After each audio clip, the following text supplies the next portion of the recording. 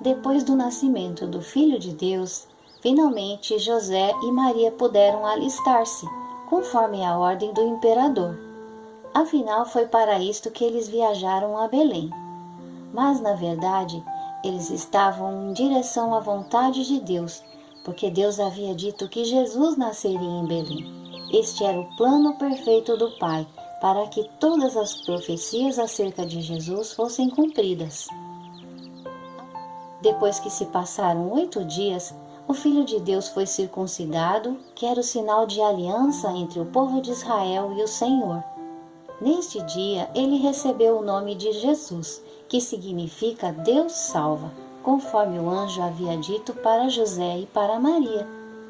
Se passaram então 40 dias, que era o período de purificação após o nascimento de um menino.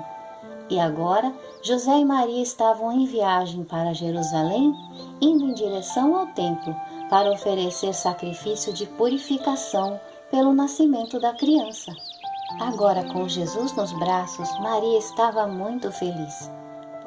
Esta viagem era muito importante, porque além de oferecerem o sacrifício de purificação, Jesus seria dedicado ao Senhor.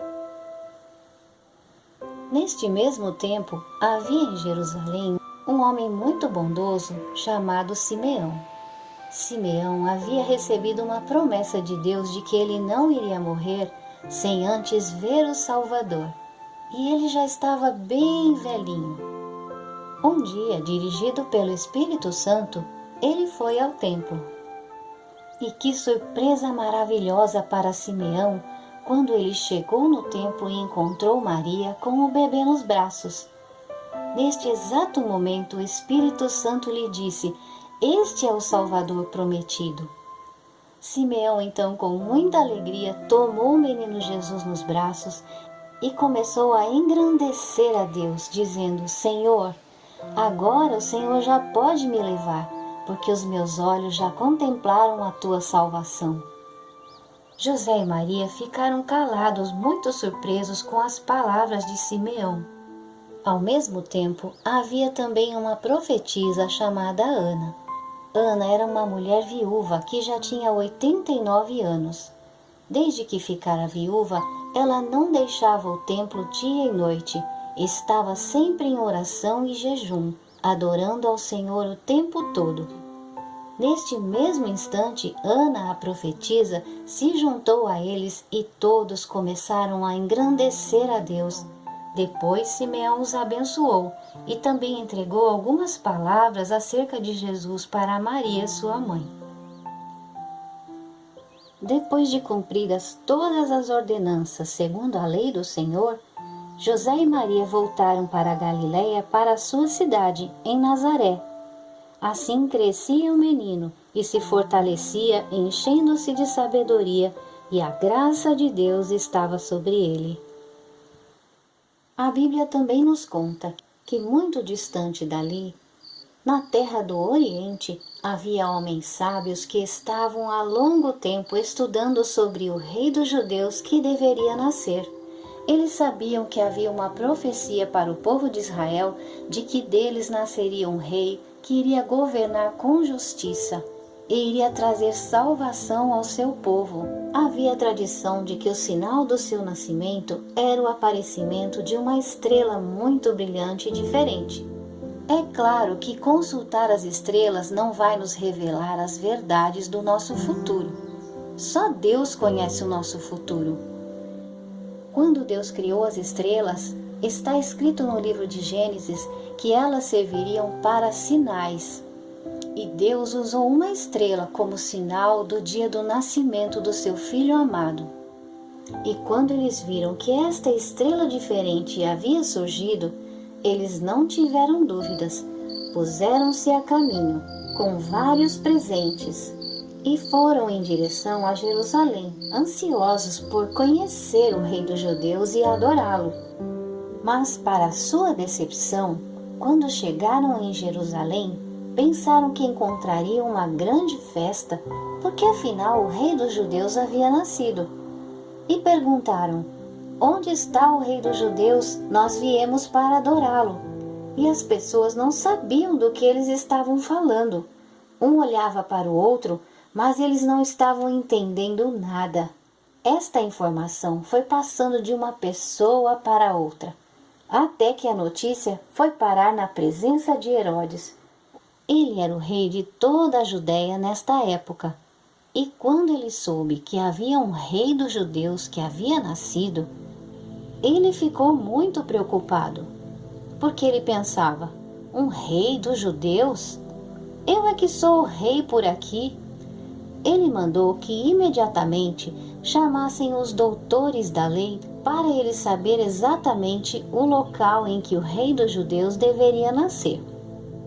E assim que eles chegaram à presença do rei, disseram: Ó rei Herodes, está escrito no livro do profeta Miqueias que o rei dos judeus deverá nascer em Belém. O rei Herodes ficou muito satisfeito e mandou que então chamassem os magos. Ele queria falar com eles secretamente. Os magos então foram chamados e o rei lhes disse: Ora, meus amigos, quer dizer que vocês são reis de uma terra distante? Isto mesmo, rei Herodes. Nós estamos aqui para adorar o rei dos judeus que é recém-nascido. Nós trouxemos estes presentes para entregar a ele, mas até agora ninguém aqui conseguiu nos informar onde ele está. O rei então lhes disse: Eu já perguntei aos doutores da lei, e está escrito que ele deveria nascer em Belém da Judéia. Com certeza vocês o encontrarão lá.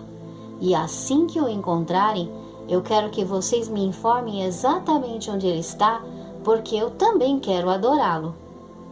Os magos não sabiam que, na verdade, o rei Herodes queria matar o menino Jesus. Ele queria ter certeza de que não haveria nenhum rei querendo ocupar o seu lugar. Herodes era um rei terrível e muito cruel. Os magos ficaram empolgados com a notícia. Depois de ouvirem o rei, eles partiram novamente na sua viagem e perceberam que a estrela estava guiando-os novamente. Continuaram seguindo a estrela até que ela parou exatamente no local onde estava o menino. Eles foram tomados de tanta alegria e assim entraram na casa onde ele estava. Eles estavam tão felizes porque a sua viagem tinha chegado ao fim. Finalmente, eles haviam encontrado Jesus. Depois de terem sido convidados a entrar na casa, encontraram o Filho de Deus com Maria, sua mãe. Então eles se ajoelharam e adoraram o Rei dos Judeus, reconhecendo Jesus como seu rei também. Depois eles abriram seus tesouros e entregaram seus presentes a Jesus: ouro, incenso e mirra. Ouro é o presente para um rei, e Jesus é o Rei dos Reis. O incenso é um presente para um sacerdote. Jesus é o nosso sumo sacerdote. E a mirra é um presente para um profeta. Jesus é o profeta do Altíssimo. É a palavra de Deus, o Verbo que se fez carne e habitou entre nós, para nos ensinar o caminho da verdade, o caminho da vida que é Ele mesmo. Maria e José estavam cada dia mais admirados com todas as coisas que Deus estava fazendo, com todo o cuidado de Deus para com eles e para com Jesus. Agora, estes homens sábios poderiam voltar em paz para a sua terra, mas em sonhos o Senhor lhes avisou que eles não passassem para informar nada ao rei Herodes. Então, eles tomaram um outro caminho. Quando o rei Herodes percebeu que havia sido iludido pelos magos, ele se enfureceu tanto que mandou matar todos os meninos de Belém e dos arredores, da idade de 2 anos para baixo, conforme o tempo do qual com precisão havia se informado dos magos. Então se cumpriu mais uma profecia do profeta Jeremias. Ouviu-se um clamor em Ramá, pranto e grande lamento. Era Raquel chorando por seus filhos e inconsolável, porque não mais existem. Enquanto estas coisas terríveis estavam acontecendo em Belém, um anjo do Senhor novamente apareceu em sonhos para José e lhe disse: toma o menino e a sua mãe e fuja para o Egito, porque Herodes vai procurar matá-lo. Assim, novamente, José precisou viajar com Maria, desta vez muito apressadamente, porque Jesus estava correndo um grande perigo de vida. Eles permaneceram nesta terra até que finalmente o rei Herodes morreu. E então novamente o anjo do Senhor falou com José em sonhos, e eles puderam voltar para morar em Nazaré, para que se cumprisse o que fora dito pelos profetas: ele será chamado Nazareno. Em Mateus capítulo 1, versículo 23, está escrito que tudo isto aconteceu para que se cumprisse a profecia de Isaías, que disse: eis que a virgem conceberá e dará à luz a um filho, e ele será chamado de Emanuel, que quer dizer Deus conosco. Vamos voltar um pouquinho lá na estrebaria onde Jesus nasceu? Os primeiros a ceder lugar para Jesus nascer foram os animais. O próprio local onde eles se alimentavam foi usado para colocar o seu Criador. A primeira pessoa que disse sim para Jesus foi Maria. Com certeza Maria tinha muitos sonhos. Ela poderia ter dito a Deus: eu não quero ser a mãe de Jesus. Mas ela disse: eis aqui a serva do Senhor. Todo o coração de Maria se abriu para o plano perfeito de Deus. O segundo que disse sim para Jesus foi José. Ele também tinha os sonhos e os planos dele, mas ele preferiu os planos de Deus, que eram com certeza muito melhores. Depois, os pastores de Belém deixaram seus rebanhos e imediatamente disseram sim ao rei Jesus, que tinha acabado de nascer. Eles eram considerados os trabalhadores mais humildes que havia, mas Deus não os excluiu do privilégio de poderem dizer sim para Jesus. E finalmente, reis sábios de outras nações disseram sim ao Rei dos Reis, reconhecendo em Jesus o único e verdadeiro Rei e soberano. E nós? Nós dissemos sim para Jesus? Ou será que, como os moradores de Belém, nós estamos dizendo para Jesus que não há lugar para Ele no nosso coração, nem na nossa vida? Ou quem sabe, estamos fazendo como o rei Herodes, dizendo: eu sou o único rei por aqui. Quem manda na minha vida sou eu. Nós sabemos que o verdadeiro Natal é quando Jesus está no nosso meio. É quando Ele é o Senhor da nossa vida. Tem uma música muito conhecida que diz assim: seja rico ou seja pobre, o velhinho sempre vem.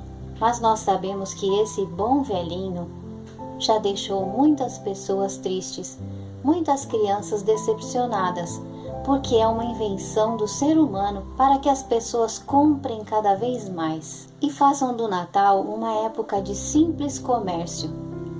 Mas o verdadeiro presente quem nos deu foi o Papai do Céu. Esse presente foi ter enviado o seu Filho. A Bíblia diz que Ele amou o mundo de tal maneira que deu o seu Filho único, para que todo aquele que nele crê não pereça, mas tenha vida eterna. Todos os anos muitas pessoas morrem. Alguns morrem bem velhinhos, mas outros morrem muito jovens. E a maioria das pessoas morre sem dizer sim para Jesus. Alguns não dizem sim para Jesus porque pensam que ainda são muito jovens e querem aproveitar a vida cometendo todo tipo de pecado e desobediência contra Deus. Outros pensam que vão ter oportunidade de voltar a viver.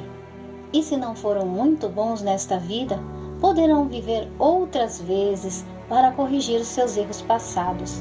Mas a Bíblia nos ensina, em Hebreus capítulo 9, versículo 27, que aos homens está destinado morrerem uma só vez, e depois disso segue-se o juízo.